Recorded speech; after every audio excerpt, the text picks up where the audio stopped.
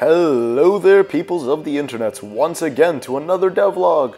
Yay! So we finally have another devlog out, and it's been a while. And I'm actually going to be releasing a video as to why it's been a while in a little bit, but for right now, let's just go through the devlog. Also, please excuse me if I sound kind of rough. I was kind of sick today, but yeah, I got a lot of stuff done. So first off, I re-added mining, so you can mine for iron. And there's no art for it really yet, but yeah, that's a thing. I restructured, so yeah, this is of course the big update really, is that I was working on restructuring the whole inventory and item system. So right here, you just kind of a side thing I was doing. You can see in just an experiment for like a sun going around, but that's not a big deal. Also, please excuse the blurriness of the thing. This is coming straight from the Eclipse thing. Running it in Eclipse kind of makes the window blurry for whatever reason. But yeah, so mining, so you can walk up to a node like this, click on it, you see the particles going, and it'll start generating ore kind of randomly spaced around it. Right now, picking up items kind of just crashes the game half the time, so I'm not going to do that for obvious reasons. But there are other things. So inventory. Just disregard the 0, that was just a test thing. But yeah, so items are back in the thing and working and all that. In fact, what I'm going to do really quickly is just add a couple more items. Now, the big thing that completely changed the way this whole inventory thing works is basically it's not central anymore.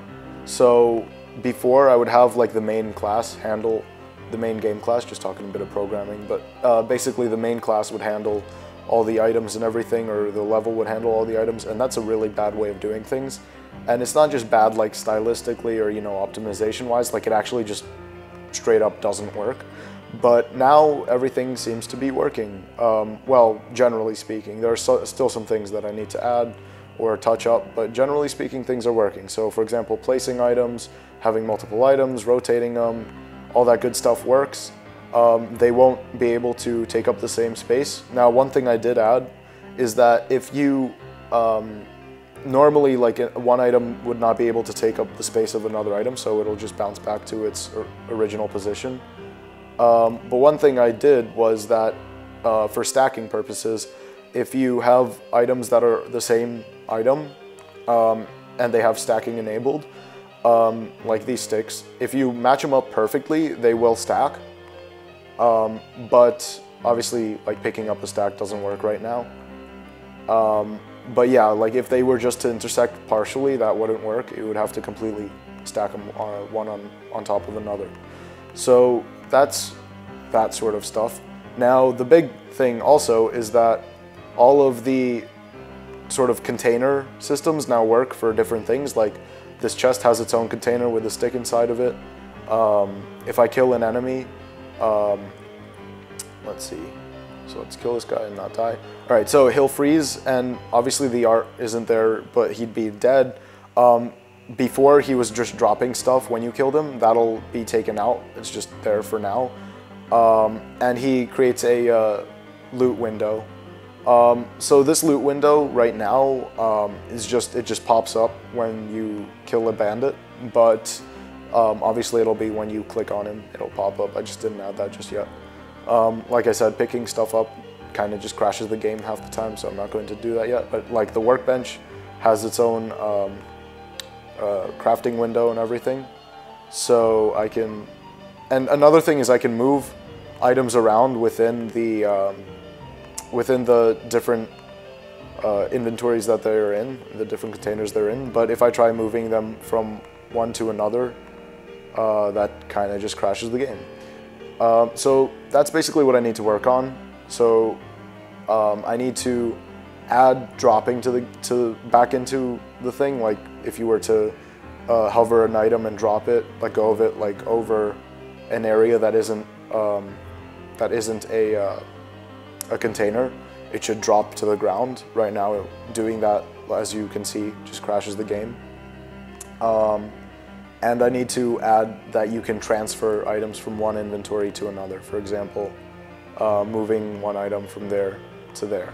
Now another thing you'll notice is that items now totally work for rendering, so they'll only be rendered if the container they're in is open. So this stick won't be rendered unless the crafting thing that it's in is open, which is pretty nice, and it seems kind of simple, but it was actually really complex to make. And it's just one of the good benefits of the system was that it was the system I've made now is that it's a lot easier to make. So let's see, is that all? Yeah, created, oh, not that. Yeah, so enemies, chests, they all have their own thing. The workbenches, same thing. Yeah, so basically it's just a decentralized system, so it's really easy now to add items to specific inventories, to take them away, to do all kinds of crazy stuff that was really complex or really undoable before with the previous system. So yeah, now after I finish what I mentioned I have to do, you know, like picking stuff up and dropping it, transferring items from one inventory to another. Once that stuff is done, the demo is going to be released. So I'll be releasing it on GameJolt, and also probably, if the website's up and running, on the website we've been working on. And yeah, that's probably going to be in a week, so look forward to it next week. Hopefully it'll be out. I'll definitely make videos leading up to it, if that's the case, kind of explaining what the timeline looks like for everything. But yeah, that's pretty much it. So yeah, don't forget to like the Facebook page, leave a like on this video if you enjoyed it, maybe even favorite it if it really made your day. Subscribe if you haven't, you know, do all the, you know, plugs and all that. So yeah, goodbye.